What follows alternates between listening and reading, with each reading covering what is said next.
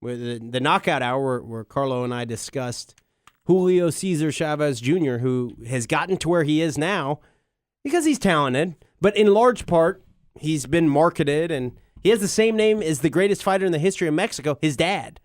I'll say Lane Kiffin got the Raiders head coaching job, got all the jobs he's gotten because his dad, Manny Kiffin, really created the Tampa 2 and is one of the greatest defensive minds in the history of the sport. So we have two, I guess you say, prima donna young guys, and they're just underperforming. Lane Kiffin gets fired. Not surprising, but it's huge news. Yeah, actually, I'm surprised by it. Can you hold one guy accountable for whether or not they win the Super Bowl? That's my angle. If you're the quarterback, yes. They're responsible when you win, and they're responsible when you lose. Really? I don't know. Because you know why? They have the ball all the time. Not when they're sitting on the sideline and their defense. Not the Peyton defense, Manning's, they have the ball in their hand more than anybody. They do. They hold a lot of accountability. There's no denying that. I think Peyton Manning's defenses were undersized, and I could have ran over Peyton Manning's defense. You give me the ball, I'll run through their undersized defensive line. They were a joke on defense. Bob Sanders was good. I don't know. He was always hurt. Dwight Freeney was good, a real good pass rusher. But who was stopping the run on those teams? Nobody. You look up any year that Peyton Manning was with the Colts, tell me where they ranked in the NFL in rush defense. 27th, 28th. They could not stop anybody running the ball ever. Tony Dungy was a defensive genius. He had the right players in his system. They won a Super Bowl with it. Bend don't break crap where you try to force turnovers. I mean, you got to be able to stop the run in the playoffs. That is why Peyton Manning's playoff record isn't what it should be. It's because they couldn't stop the run. You got to stop the run in the playoffs. You can't let the other team know that they're just going to run it up the gut and they're going to dominate you. That's my take. Sorry. Yeah, that's a good point. Good point. That's my take. I don't know. I mean, they had guys like Anthony McFarland and they brought in Tommy Harris. But Bob Sanders would get 6'1", 280 guys, and those are their defensive tackles when the guys that they're on the offensive line are 6'5", 350. I mean, they had the most undersized, weakest defensive front that I've ever seen, maybe. I mean, in this era. I mean, Tony Dungy was a defensive genius. He assembled the Tampa Bay defense. And for the pieces that he had in Indianapolis, he did a pretty good job with the defense. He did. For what he had. And I'm not holding him completely accountable. A lot of it, I mean, ideally, Tony Dungy would go to the Colts and he would say, all right, well, this is what happened for me with the Buccaneers. I'll take Derek Brooks. I'll take Javon Curse. I'll take Rondé Barber, John Lynch, right? Uh-huh. But you can't do that. I understand that Dungy knew what he was doing, and he was trying to draft guys who were in the mold of a undersized Booger McFarland who could rush up the middle. But it's tough to do. You can't just always, you know what I mean? I mean, you draft guys, you get good draft picks, you try to bring in good defenses. Regardless, end of the day, those Colts defenses sucked. That's my take. Sorry. Yeah, they were. It was an average defense. I mean, he hit rock bottom. I mean, he was a heroin addict. Josh Hamilton. What did I say? Dustin. Dustin Hamilton. Yeah, Josh Hamilton.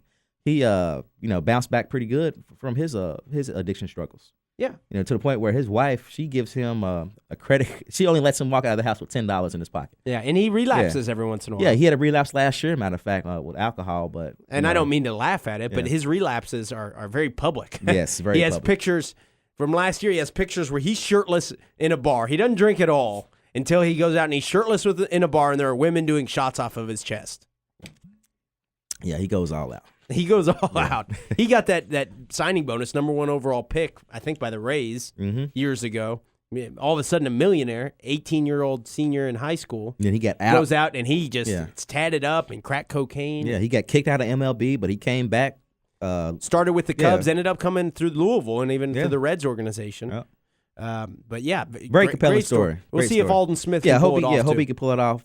But St. Louis, man, when are people going to realize? I've been saying this ever since the Tennessee Titan days. Jeff Fisher is so overrated as a head coach. Sam Bradford is and they end up losing in the final minute, but this time they was able to pull it out. There was a moment. I was watching the game last Sunday all by myself on my couch, laying down. And there's a moment I think I'll remember for a long time. My family was upstairs. My wife and kids were upstairs, and I was watching it down all by myself. 4th and 1. Mm-hmm. The Bengals defense has to stop the Aaron Rodgers-led Packers. They're going for it. All the pressure in the world. I'm laying down.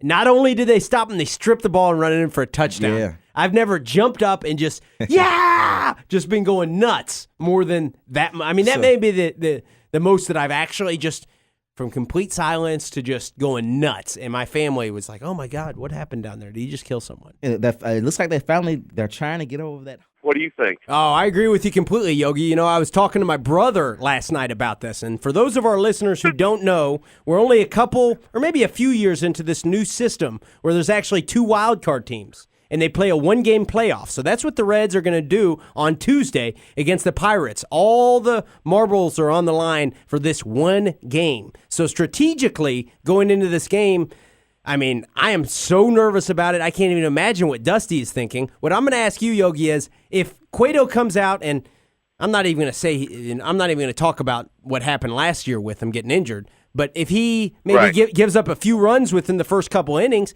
how quick are you to pull Cueto, and who do you go to? Well, I'm Captain Hook and Cueto. I'm not wasting any time. I'm going straight to Latos or Sam McCure to get out of an inning, pitch a couple innings, and get into our flamethrowers there. So I'm just hoping that Phillips doesn't implode. Hopefully he'll do something to grate on their nerves a little bit, and take him out of their game. He's been off his game a little bit here lately, our second baseman, but hopefully he can pick it up and get back to the old Brandon. It's been so long since the Reds have really made a run through the playoffs. There's so much riding on this one game, but at the same time, you got to hope someone like Jay Bruce or you said Brandon Phillips, who are, they're prone to going through streaks where they're down and then really getting hot. You just got to hope they catch a wave to where the Reds can not only win on Tuesday but can get hot throughout the playoffs.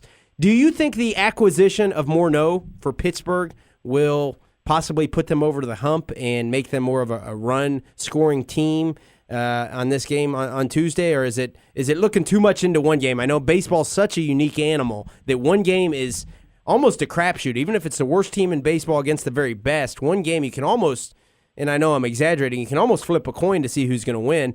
But do you think that them acquiring the former AL MVP Justin Morneau will matter on Tuesday? You know, he had a decent start with the Twins this year, and I was scared to death when the Pirates picked him up. I thought it was a great move, but he's only knocked in 3 or 4 runs in a month since he's been there. He's got those all those concussions he sustained up in Minnesota, and I think he may be well past his prime, but if he gets a cookie, he can run into one, that's for sure. Yeah, and you got to respect a guy like that. You know, he's got a good eye. He's a tough out. He's definitely an upgrade over their previous first baseman. What about today? What do you do today? We have Greg Reynolds, the young, big, tall, former first-round pick, starting for the Reds today. I mean, who do you play today? Do you start resting your guys? What do you do, Yogi? Yeah, I heard a statistic earlier today on my drive-in that Chip Kelly came in, and the one thing he preached preseason was, we're going to run more plays than anyone in the league. Mm-hmm. Well, 3 games into it, on average, the Eagles are running 1 more play per game than they did last year. So, I mean, I think that it's really a wake-up call to Chip Kelly and maybe some other coaches who come in and think that they're going to automatically, be able to dictate the pace of this crazy intense NFL game. I don't think it's that easy. I'm not saying Chip Kelly's a bad coach. I mean, he's doing some good things. The first thing he's doing that they didn't do last year, they're giving McCoy the ball more. So let McCoy run the ball. He's a beast. He's a beast behind. You're right. They're giving it to him more. They're letting him run instead of last year or years before. McCoy would only have 60. Running the ball. They wouldn't run the ball. Yeah. He would get the ball. Vic would pass it to him on screen passes and things like that. But they would not run the ball. I mean, McCoy would be their leading rusher. He'd run the ball 8 times in a game. Yeah. 1:00 p.m. Eastern time today. Seattle at Houston. Is Ed Reed playing? That's my first question. Ed Reed is playing, and he was saying this is a Super Bowl preview. And what's funny about that statement is Houston is not a Super Bowl team. Matt Schwab isn't a Super Bowl quarterback. So for him to say it's a Super Bowl preview, I It felt could be. I don't think so. They took away the Bengals' Johnathan Joseph, the very talented cover corner out of South Carolina. They've got Ed Reed. But that's not the They've problem. got J.J. Watt. The problem they've got Matt talent. Schwab. That's the problem of this team. Matt Schwab is not performing well. No. I think he's definitely on the decline. It's time for them to find a new quarterback. If they're going to, They got Andre Johnson. They got Arian Foster. They say they've got an okay offensive line, I think. I mean, Schwab is not performing well at quarterback. yeah, that's an example of if you've got J.J. Watt, you've got literally Johnathan Joseph and literally Ed Reed. Yeah, the top you got defensive Ed player. Reed. Yeah. If you got Ed Reed on your defense, and he's It's an actually old playing, Ed Reed. It is. He's yeah. old. But safety's kind of that type of position where you can be old and still really impact things. Rodney Harrison did it up until he was, I don't know what age. Rod Woodson did it. Rod Woodson did it. Deion Sanders ended his career playing safety. Yep. I mean, he could play maybe another year or two at that position if he chooses to. I think if he's healthy, if he's healthy, I think he's one of the best safeties in the league still. You know he's going to – if he plays all game today, I bet he gets an interception. He's good. He's good for getting those. He is, and that matters. Yeah, it does. So that guy, it's his birthday, and they go out and they have a party bus. One of the guys gets into it with a stripper. He didn't make it rain enough. Yeah, and she smashes a bottle over his head. So I mean, Talk about Bryant Mckinnie. That's an out of control party. Bryant Mckinnie is the guy who he was involved in the Love Boat, and it was his birthday last week or a couple weeks ago, and he threw a big party. They were doing everything legal. They weren't drinking and driving. They were on one of those party buses, and they had some strippers in there. The ones with the poles, yeah, the normal ones. Yeah, everybody knows what we're talking about there. I mean, God, wow. We all get those for our birthday. But and a stripper smashes a bottle over his head. I forget the name of the guy who it was, but you're right. He's coming off the Super Bowl, man. No, you kidding me? You see the performance? The performance he I put will in walk the out of. playoffs I will last walk season? out of this studio. The performance he put on in the playoffs last season. I'm getting ready to walk out of this studio. He's a Super Bowl champ. He's a champ. He is. So's Trent Dilfer and Brad Johnson. But no, he actually had something to do with them winning. Carlo, Robert Ory's a Hall of Famer, and now this. Yes, Robert Ory is all. Joe Flacco won the Super Bowl with his All arm. right. You got. Did he Aaron not win with his arm? He did. He Aaron won with his Rodgers arm. is your number one. Joe Flacco's your number two. Who's number three? I go with Eli Manning. That's my quarterback. Above Peyton? That's Terrell Owens. Above That's Tom Terrell Owens Brady? would say. That's my quarterback. It's my quarterback, guy. man. Okay. So you got Eli, Flacco. I mean, Peyton Brady? hasn't won anything. Okay. Yeah, he won a Super Bowl. Not in almost 10 years ago. No, it was 2006. Okay. It's 24. It's Almost 8 10 years years ago. Almost 10 years ago. You know, Okay. Peyton's in the top 5. He's better than Flacco. Brady's dropped out of the top 5. All right, He's so lost who's his last four? 2 Super Who's Bowls. four? Who is 4? Peyton, come on, man. Peyton Manning, Tom Brady? Nah. I will flip this table Nah. over. Another story we're going to get to is Anthony Davis having a very successful NBA season so far. In my eyes, maybe one of the bright stars of the league in the future. I mean, he's only 19 years old. He's not 19 years old now. Okay, yeah, he's 20. Yeah. Is he going to win an MVP? Does he have multiple NBA MVPs in his future? Possibly. I don't know. But what we don't know if he will win the MVP. What we do know about Anthony Davis is he likes to have a good time. If you call that a good time. And what was released over the last couple days was a video of him doing just that. Apparently, according to the look on his face, having the time of his life. He was pinned down in a locker room, possibly in Lexington. We don't know. Right, Carlo? Pinned down, butt naked, hand behind his back, giggling. Obviously having a great time.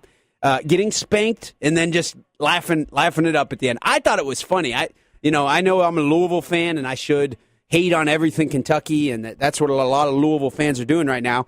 Kids do dumb stuff. If you would see some of the things that I've done in my life, and it happened to have been recorded, I mean, I've done a lot weirder and more inappropriate and stranger things than that. So, I mean, I have no room to judge. He who has not sinned can throw the first stone. What is your take on the, along with the Richie Incognito hazing story that is so popular and dominates the sports media these days, this goes right along the lines of it, although it doesn't look like they were actually hurting him or being mean. There was, as Carlo pointed out to me, there was the use of the N-word at one point in the background.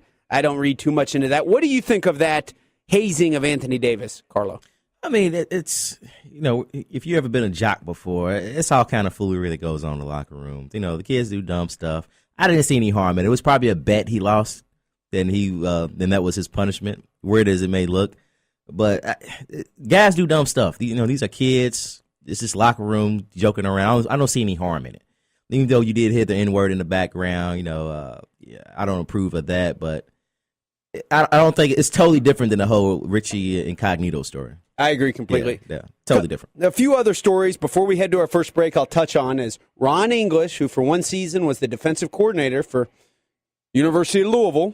At one point, I was sold on him as possibly being a future head coach of the Cards. I was a big Ron English fan. He was fired on Friday as the head coach of Eastern Michigan over 5 seasons. He's went 11-46. Wow. But the reason he was actually fired, or the reason they're saying he was fired, was a video that was recorded of him using homophobic slurs in a meeting with defensive backs. He has issued a statement apologizing, acknowledging the seriousness of the issue, things like that. What? So the political correctness of all these Richie Incognito, things like that, could be a theme of the show to an extent. A lot of times, playing, being in sports, boxing, you hear some of the slurs like the F word, the FA word, but Yeah. It's not really an attack on their culture. It's really saying that you're soft. It has nothing to do with sexuality. At the same time, when you say it. Yeah, at the same time, I think it has a totally different meaning now than it did 10, 15 years ago. Still inappropriate. Always inappropriate, right? Can we agree on that? We don't have to. I didn't say anything. Okay, but it's always inappropriate. But I've heard it before, like, quit acting like and it's just being soft. No, it's very commonly used. If you were to record football coaches behind closed doors into... they say all kind of crazy stuff. Oh, my God. I mean, my middle school coach, that's a very popular type of word to use, but... Maybe they should start saying pansy. Hey, you pansy. Yeah, call him a sissy. Call him a coward. The S word that's a slur. Is it? Yeah. Then again, I don't find it offensive. I think it's just more as being soft. But homosexuality it has nothing to do with sexuality. A topic that a lot of people are fans of Eastern Michigan, possibly, who are homosexual, and they. So if he was in a defensive meeting, like, quit acting like a bunch of pansies, and saying all these corny words. You think the kids would laugh at him? Yeah, possibly. You and I are different than the average people who pay for pay-per-views, because that's what matters, is who out there is going to pay for pay-per-views. And Manny Pacquiao is a guy that the average, somewhat in-out boxing fan will make a Saturday night out of and splurge and pay for a pay-per-view, and that's what matters. Style matters. And Manny Pacquiao has the resume, he has the reputation to sell fights, whatever it is, regardless of the reasoning. He is the second biggest pay-per-view attraction in the sport. Yeah, he had a lot to fight for last night with the tragedy that happened in the Philippines. As people are going through a lot at the moment. So he was carrying his country on his shoulders for that night. To win for them, which he dedicated the fight to his home country. But Andre Ward, Triple G. That's going to be the next big fight, I think. Mega pay-per-view fight. It could happen. Andre Ward is yet to do a pay-per-view. Really? Isn't that amazing? Wow. Second best fight. No, he's done a pay-per-view. When? No, you're right. The Super 8 was on Showtime. Yeah, that's what I'm talking about. Carlo, is people will pay for Manny Pacquiao, who he's had one, was on a 2-fight losing streak. They will pay to see that on pay-per-view. Are you sure he didn't have one headline, one pay-per-view? Yeah, no. He hasn't had one. That's amazing. It's amazing to me, and it's amazing to you, and I agree with you. But people's pocketbooks is what matters at the end of the day. And although Andre Ward is an American, he's a great guy, great commentator. Was he the last gold medalist? Last American gold medalist, 2004. It's a shame we don't have any gold medalists in boxing anymore. We do, though. We have him. Well, I'm talking about at the last. Yeah, I agree. But I'm saying we do. Why not embrace what we do have? And Andre Ward is it. I don't know why he doesn't catch on more. They're embracing the bronze bomber more than our Olympic gold medalist, who has proved his dominance in boxing. I don't know what it is. Andre Ward, second best fighter in the world, unanimously. You find me a list where Andre Ward is not ranked as the number 2 pound-for-pound fighter. I'd like to see it. I haven't seen it yet. So those 4 teams, Heat, Knicks, Pacers, Bulls.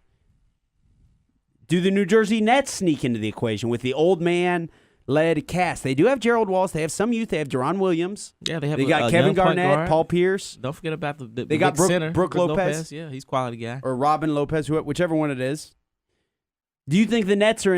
Do we have to include them, or is it a 4-team race in the Eastern Conference this year, Carlo?